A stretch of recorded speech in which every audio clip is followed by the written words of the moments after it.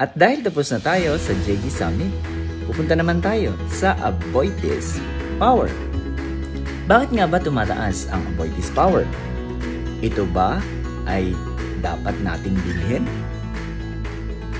Ang fundamentals ba ng Aboitiz Power ay tumataas? Ito ang graph ng Aboitiz Power. Sa mga nakaraang araw, tumaas ang stocks at o presyo nito sa stock market. Bakit ito tumataas? Naaalala mo po ba ang news na ito? Ito ang 3 billion contract sa pagitan ng Aboitiz Power, San Miguel, at ng Meralco. Alin sa tatlong ito ang dapat mong bilhin kung ikaw ay may limited na pang-invest? Ng ating aalamin sa mga susunod na video.